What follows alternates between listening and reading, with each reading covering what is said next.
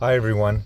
So last night I did a video about Riri Williams and how the only way to really save her is by making her into a villain. So just to recap, Riri Williams has kind of come out of nowhere, been overpraised, and then in Invincible Iron Man number 8, it's revealed that she's basically a sociopath who just randomly decided to be a superhero because like her first grade teacher told her she couldn't be Tony Stark after she asked her specifically to say that. So she stood up in her class and she asked to be oppressed. And finally, after like 2 pages of staring like a psycho, her teacher relented. So I did a video about this and it got a really, really good reaction. And so then I started thinking about how to do the whole storyline. So here's the whole storyline as I would do it. A step-by-step instruction on how to redeem Riri Williams and make her into a great character by turning her into a villain she's supposed to be. So you take things as they are now. She's got the Ironheart armor and she's got the Tony AI. And you start build to some event. And instead of when she's making the mistakes and people emotionally validate her, eventually it starts to wear off. And people in the superhero community start to talk about it's like she's not really ready for she's not ready for like these big threats yet. She should be, she's 15. Like, let's chill out. And then others are like, oh, we already told her she was great and let's just help her out. Let's just watch out for her. We'll all be there.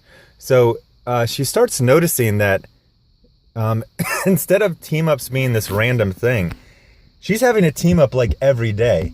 And eventually she knows, she goes, why am I why every time I get into some adventure, some random hero shows up and eventually they tell her, I'm getting so excited, I'm tripping over my words. She finds out that they basically are like chaperoning her. And they're even assigning heroes. They're like, hey, Riri's over here and she's fighting, this villain. You fought that guy before. Show up there and help her out because we're really worried. She's taken on too much responsibility. She's been handed too much praise and responsibility too early. And then what she actually finds out is that the ringleader who's organizing all of this is the Tony Stark AI. So she gets mad and she actually disables it. And she says, this is completely insulting. So what happens is that she does things to basically delete it or corrupt it. She can't completely delete it. It's copied in too many different places and it's replicated and it's in the cloud. But she figures out a way to corrupt it and then switch it off. So then she gets into like it's another big event. It's a big villain, big stakes. She joins in, and again she's not seasoned enough, and at the last moment, she basically says, like, reactivate. All the systems are like, oh, these files have been corrupted. She's like, just reactivate. And then the Tony Stark AI is trying to help her, but it's missing a lot of information. It doesn't work as well as it used to. She ends up following it, and then she ends up just getting destroyed. I mean, it's like what Rhodey kind of like Rhodey in the Civil War, like dead stick, falling from Earth, or crushed, paralyzed, and basically the other heroes have to go fight the villain and defeat him. But then Riri, who, like I said, is paralyzed and possibly disfigured, she's given a big parade, and the heroes make her out to have been the one who made the decisive contribution to defeat this big villain. And, they set up a fund for her. They give her own lab. She gets a stipend for life from Stark Enterprises. And it's basically a sad, happy ending in that Riri saved the day. She saved, the whole East Coast from Ultron, 47. Now she's rich. She has her own lab. Her mind is still intact. Everyone keeps saying that.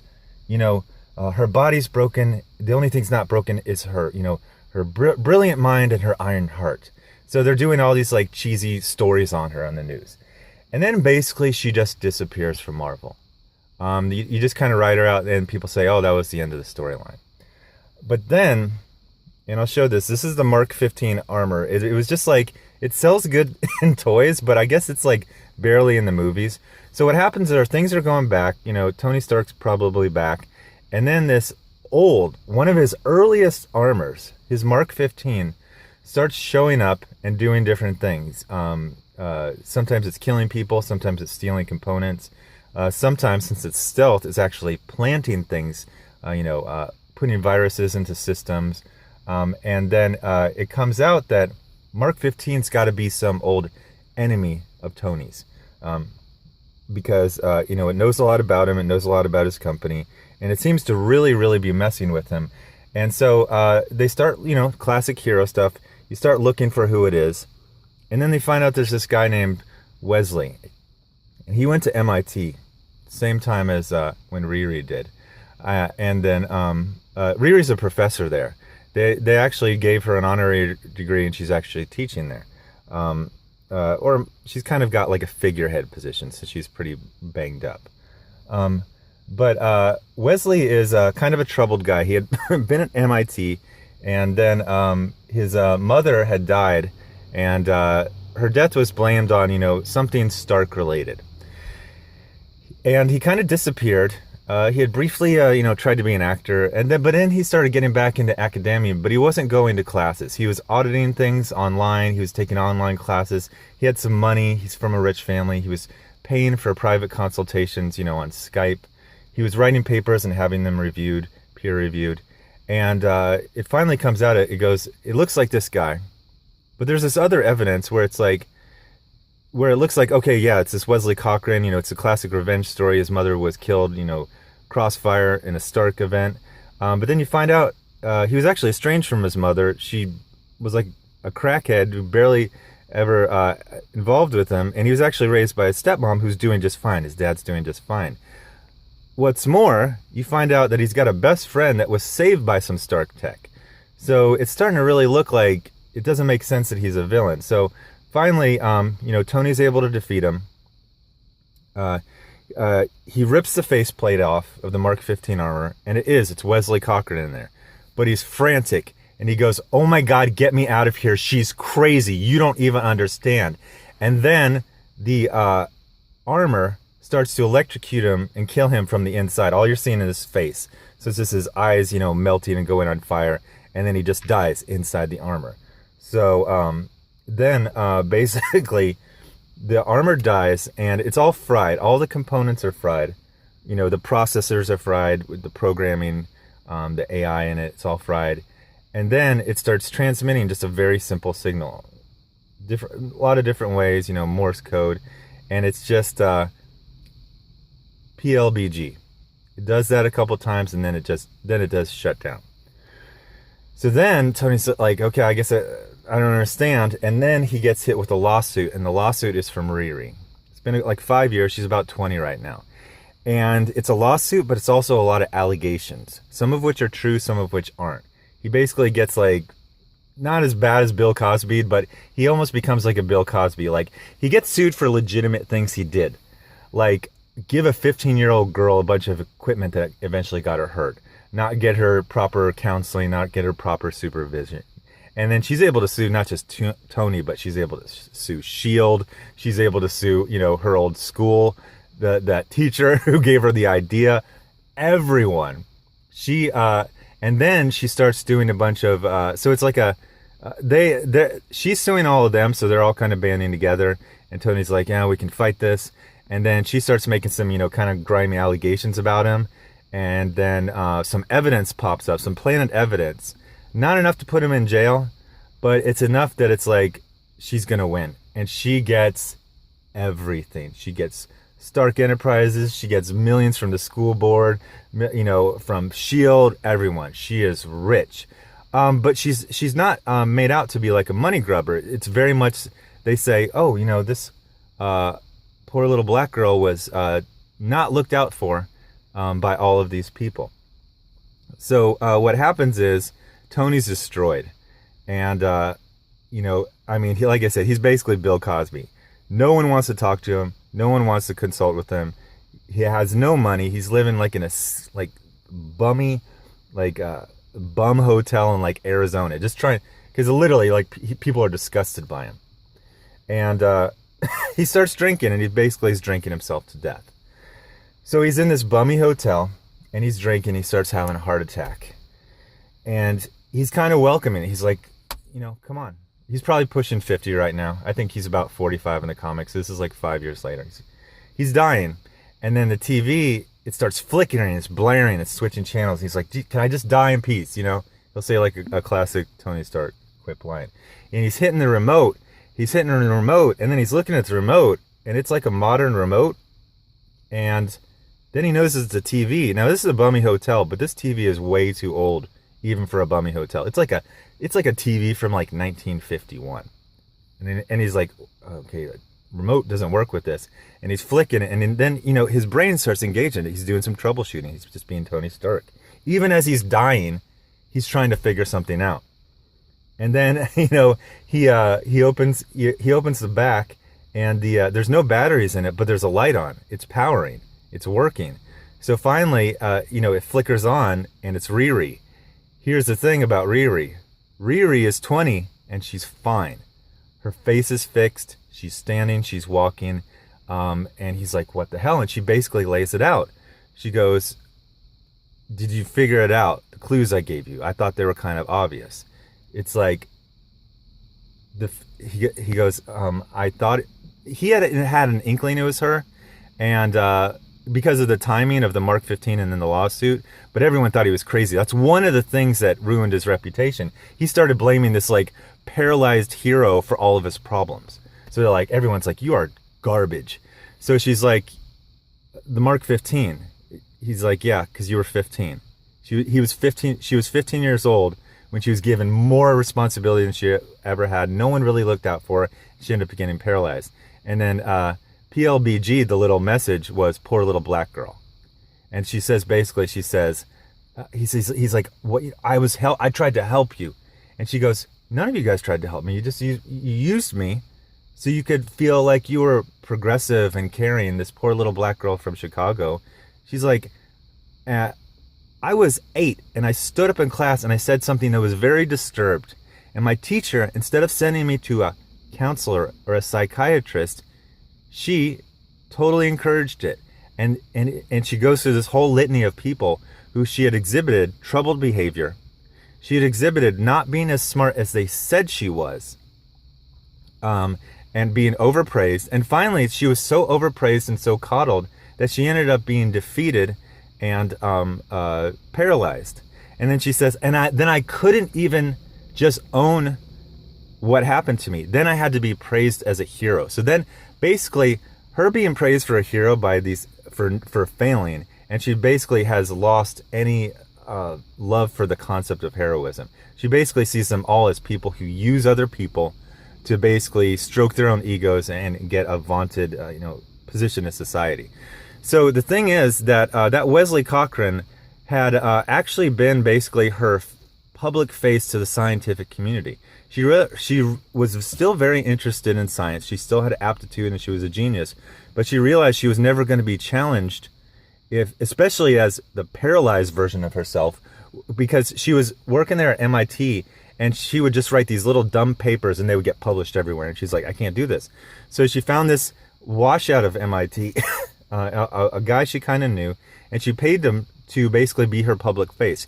She would write the papers, he would present them, he would get feedback, he'd bring it back to her, and she learned.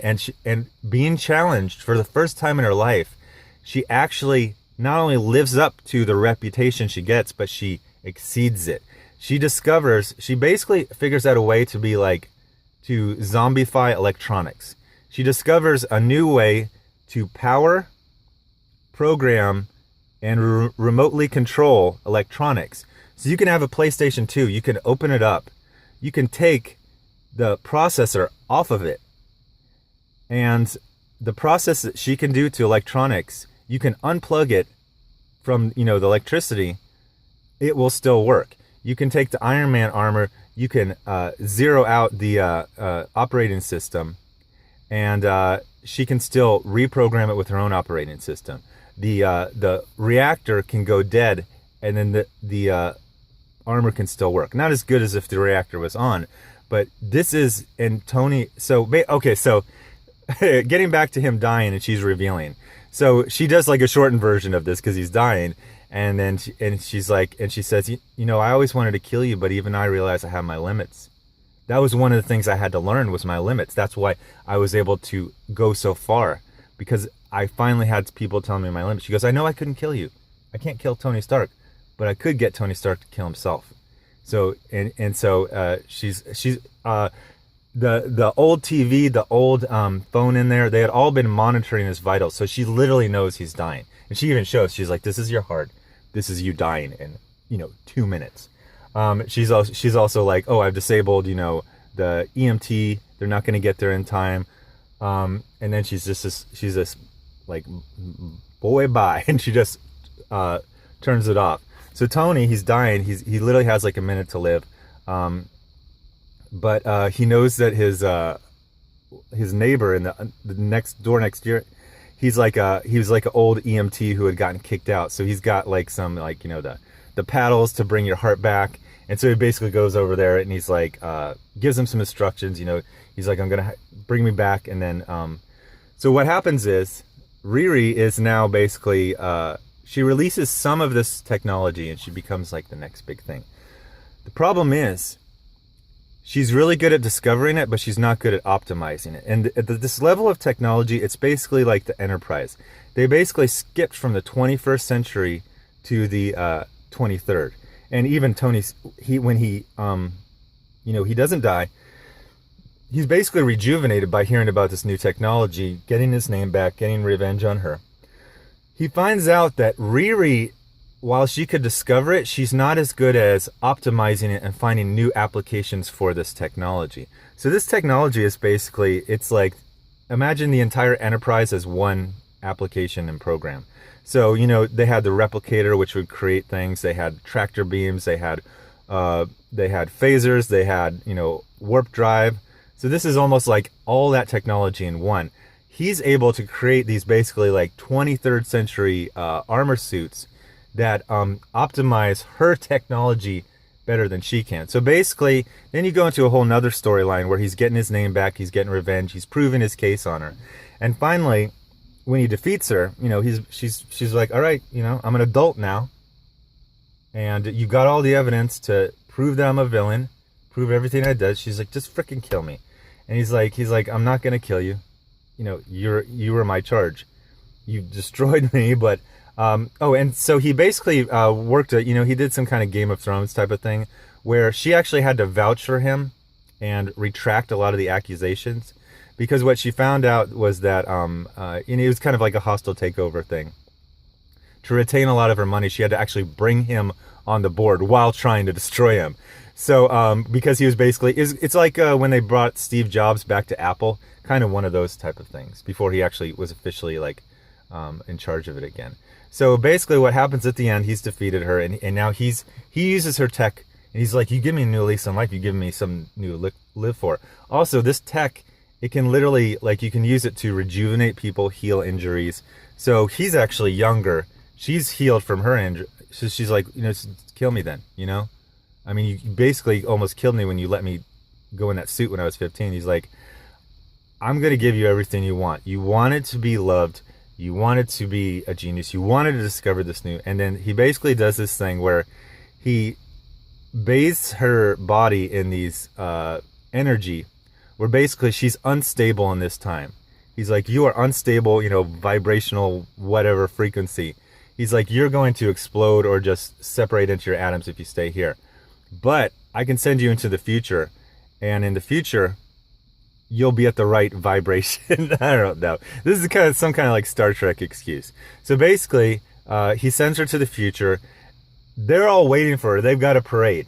She is the great hero of human history. She's bigger than Edison. She's bigger than Tesla, because she actually created this new, quantum electronics, some kind of Warren Ellis thing that's, basically turned the future into the perfect Star Trek future. So she gets there. She's still got all that hate in her heart, but she's, she's in a young body. She's happy, or she's healthy. She's beloved. She's given, an emeritus position in society. And basically, she hates Tony Stark, but maybe this will kind of like heal her soul. So Tell me what you think about that story. I'm hitting up the end of my time on my phone. Marvel, hit me up in my email on my About page, or any other company that thinks I'm good at ideas. Thanks for watching. I'll have some more videos up later today.